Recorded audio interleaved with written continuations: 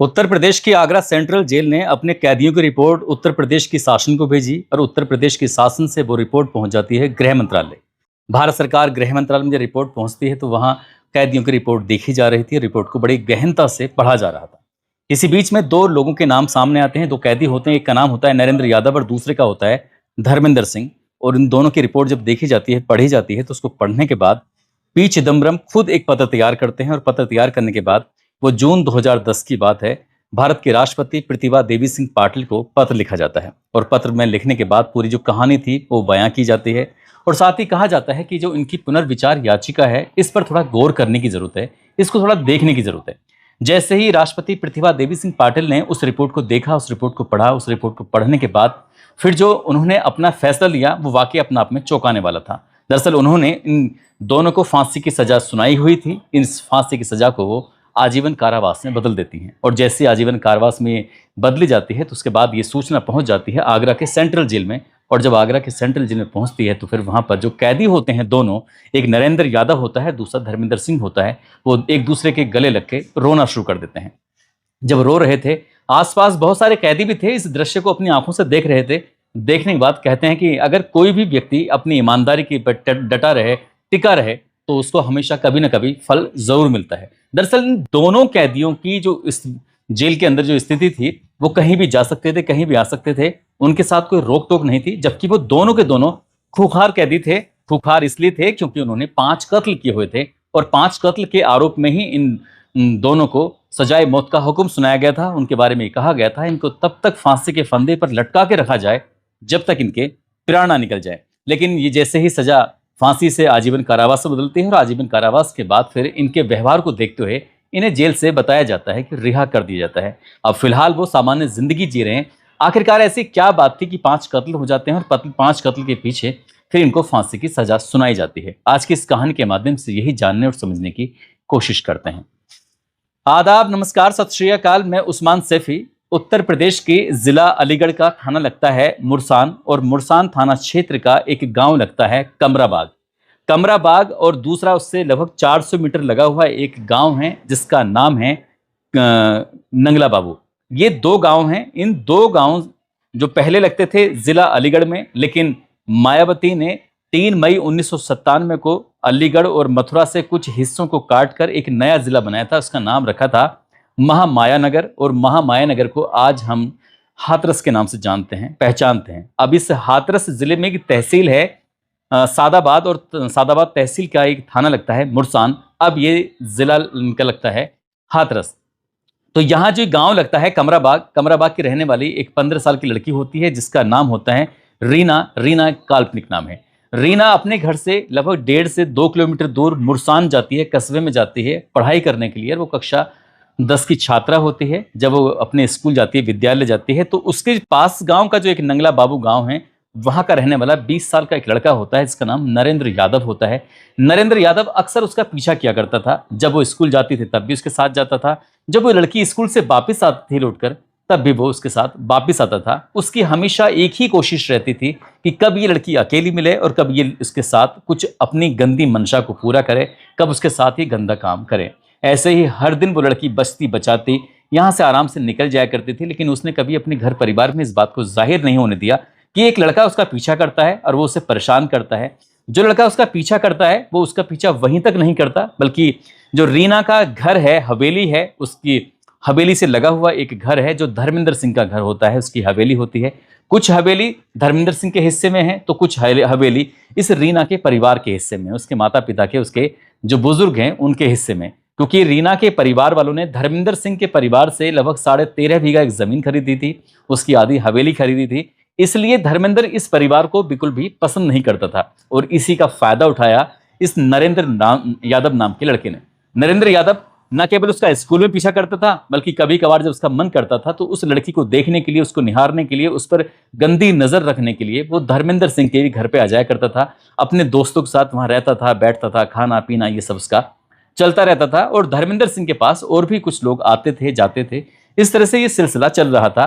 और ये बताया जाता है कि तारीख आती है 20 मई साल 1994 की।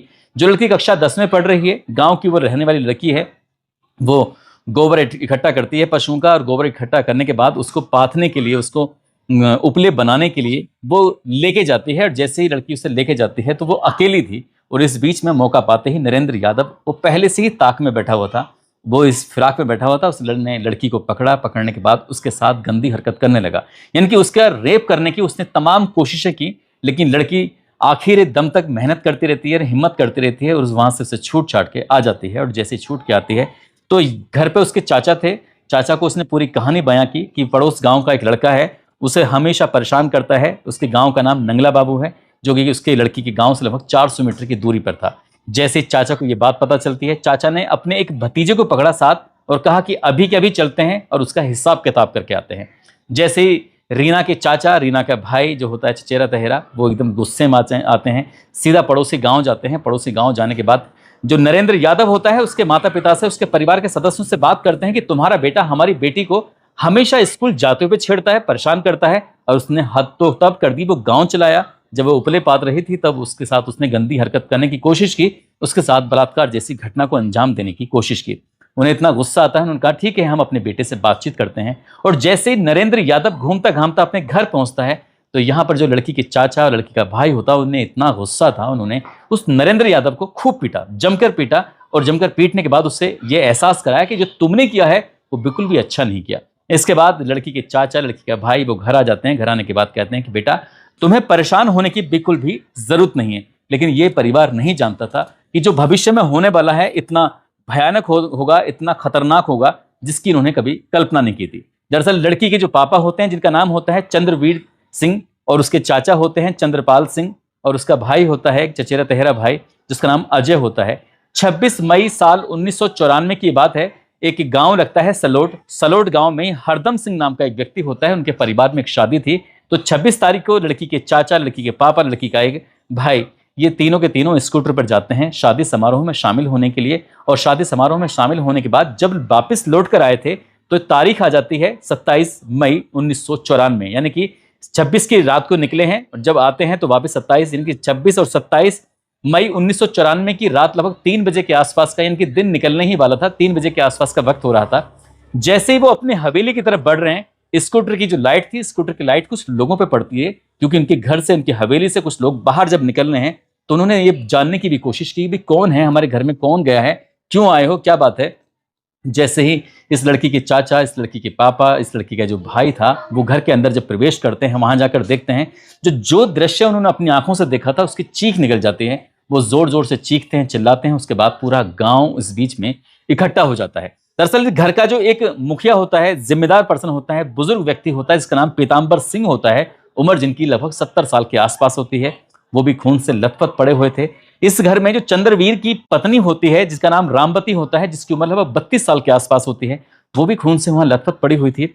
रीना जो 15 साल की लड़की होती है, जिसकी जो कक्षा 10 की छात्रा होती है, उसकी भी लाश खून से लथपथ पड़ी हुई थी।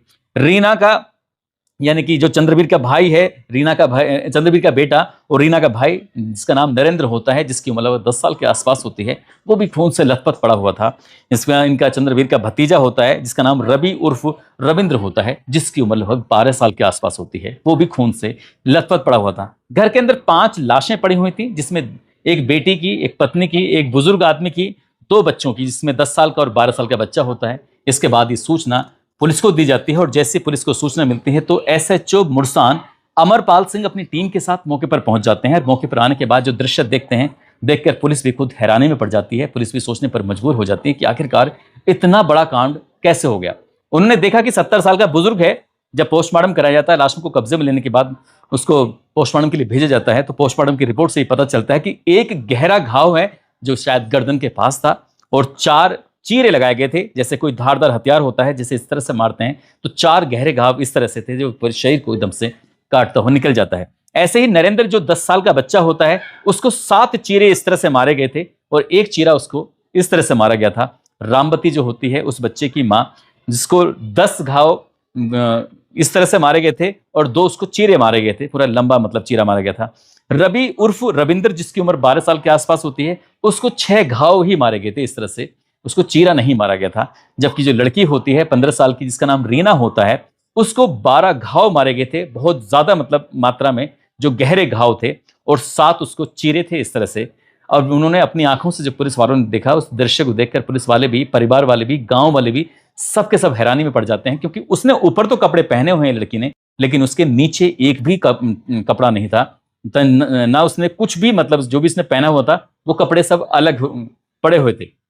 इससे ही पुलिस ने अंदाजा लगाया कि इस लड़की के साथ गंदा घिनौना कृत्य करने की कोशिश की, लेकिन पोस्टमार्टम की रिपोर्ट में ये क्लियर नहीं हो पाता कि इस लड़की के साथ बलात्कार जैसी घटना को अंजाम दिया गया था। यानी कि लड़की ने आखिर दम तक कोशिश करती रही, लेकिन उसने अपनी इज्जत, अपनी आबरू पे उसने आंच नहीं आने दी। इसके बाद पुलिस ने इस मामले की जांच पड़ताल करना शुरू किया और पूरे प्रदेश भर में ये घटना चर्चाओं का विषय बन जाती है। साल 1994 में आज के जैसा दौर नहीं था, अखबारों से ही खबर पहुंचती थी, लेकिन लोगों ने जब एक दूसरे से माउथ एडवर्टीजमेंट जिससे होता है, एक दूसरे को बताना शुरू किया कि फला गांव में इतनी बड़ी वारदात हुई है, तो लोग सुनकर हैरानी पड़ जाते हैं, सोचने पर मजबूर हो जाते हैं।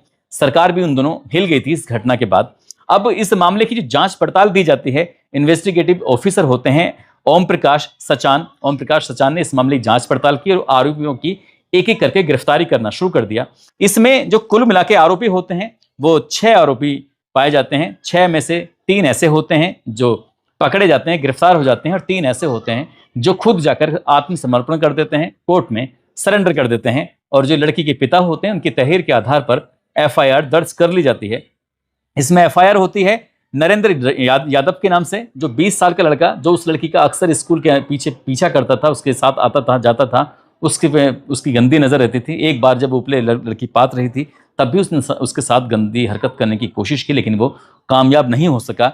दूसरा मुख्य नाम होता है इसमें धर्मेंद्र सिंह, जो कि पड़ोसी होता है, जिसकी उम्र लगभग 40 साल के आसपास होती है, जो अपनी ही जमीन जो बेची गई थी उस जमीन की बिक्री से वो लड़का परेशान रहता था, और परेशान रहने की वजह से ही वो इस लड़की के परिवार से नफरत क्या करता था। वो जमीन की वजह से नफरत क्या करता था, और जो नरेंद्र था वो उस लड़की की वजह से पिटाई खाई थी, वो इस वजह से नफरत करता था। अब ऐसी स्थिति में धर्मेंद्र ने अपने साथियों को, जिसमें पुष्पेंद्र उर्फ पप्पू होता है और जगबीर जो इसी के गांव के रहने वाले होते हैं, और नरेंद्र ने अपने साथी संजीव और गोपाल कौरी, इनके साथ मिलकर इस घटनाक्रम को अंजाम दिया था।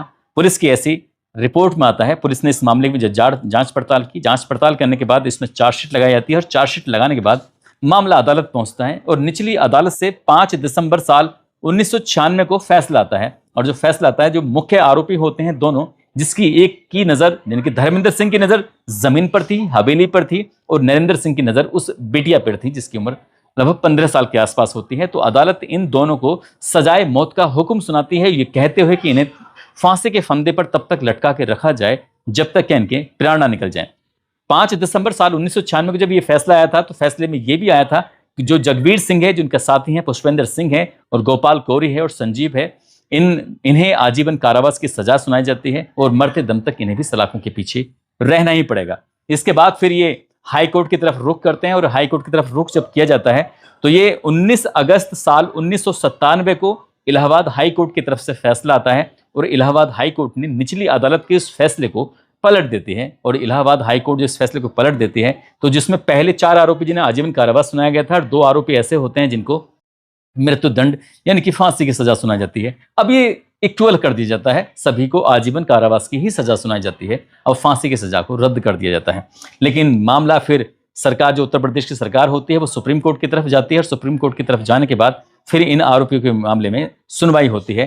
तो सुनवाई होती है साल 1999 में, सुप्रीम कोर्ट की तरफ से फैसला आता है, और supreme court Allahabad high court का फैसला पलट देती है। यानी कि उन्होंने, सुप्रीम कोर्ट ने जो निचली अदालत का फैसला था उसी को ही माना। जो निचली अदालत ने धर्मेंद्र होता है और जो नरेंद्र यादव होता है, इनको सजाए मौत का हुक्म सुनाया था, तो सुप्रीम कोर्ट ने भी इन दोनों को सजाए मौत का ही हुक्म सुनाया, और बाकी जो 4 आरोपी होते हैं उनको आजीवन कारावास की सजा सुनाई जाती है। शुरुआत में वो अलीगढ़ की जेल में रहते हैं, लेकिन अलीगढ़ की जेल में रहने के बाद बताया जाता है कि साल 2010 की बात, साल 2000 की बात है, साल 2000 में उनका यहाँ से ट्रांसफर कर दिया जाता है आगरा की सेंट्रल जेल में। शुरुआत में उन्हें बड़ा खूंखार तरीके से देखा जा रहा था, उन पर हर वक्त नजर रहती थी, लेकिन जैसे जैसे वक्त आगे बढ़ता चला जाता है, वैसे वैसे पता चलता है कि इनका व्यवहार तो बहुत अच्छा है। ना किसी कैदी से झगड़ा था, ना किसी कैदी से लड़ाई थी, हर कैदी के प्रति उनका अच्छा व्यवहार रहता था, वो प्यार से बात करते थे।